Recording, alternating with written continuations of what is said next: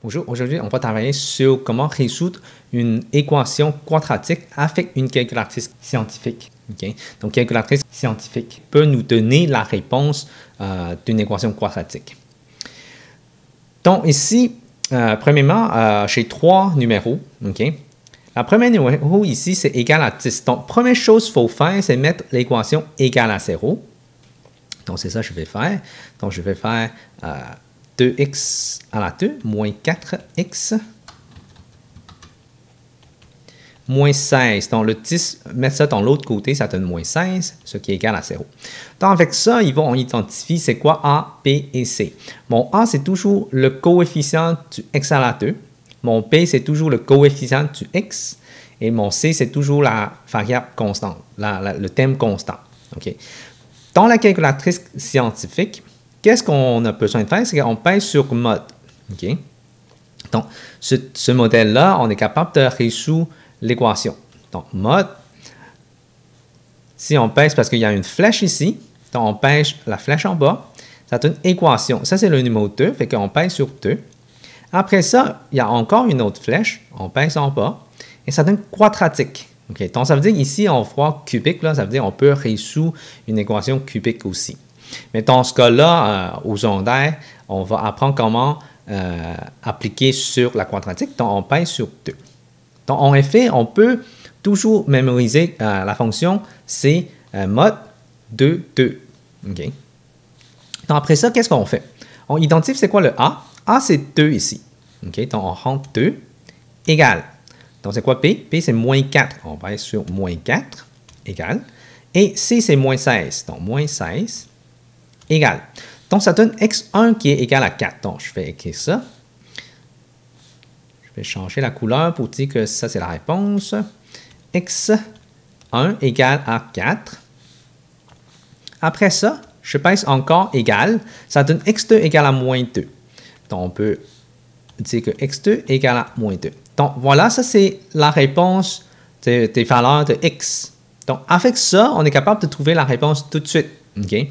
Donc, c'est sûr qu'à l'examen, sûrement, votre professeur, votre enseignant peut vous écrire la démarche, mais au moins, avec la calculatrice scientifique, on est capable de vérifier si notre démarche nous donne la bonne réponse ou non.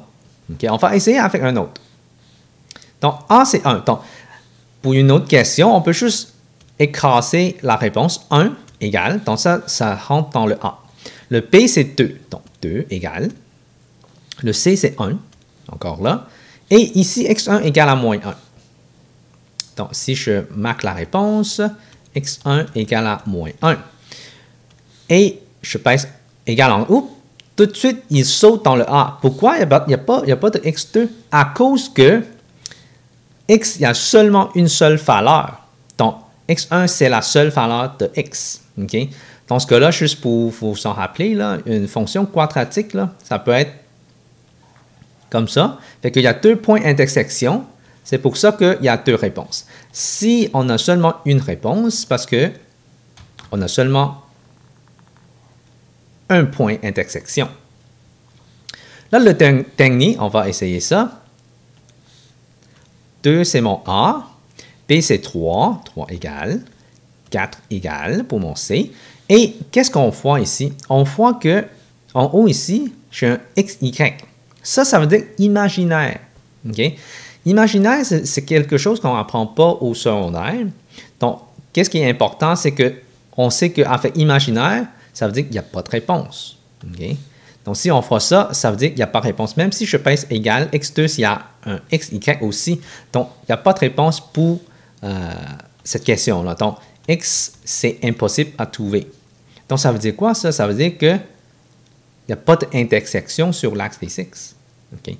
Donc, c'est juste ça, ça veut dire. Et on est capable d'utiliser la calculatrice scientifique pour nous aider à vérifier la réponse d'une équation quadratique.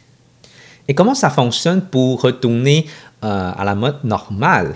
Si on pèse sur mode 0, et voilà, c'est déjà en mode normal. Si vous aimez la calculatrice scientifique que j'utilise ici, vous pouvez trouver le lien dans la description de mon YouTube ci-bas. Donc, ça vous amène tout de suite sur Amazon pour acheter ce même modèle-là. Ce même modèle-là, c'est Sharp EL 506 TS.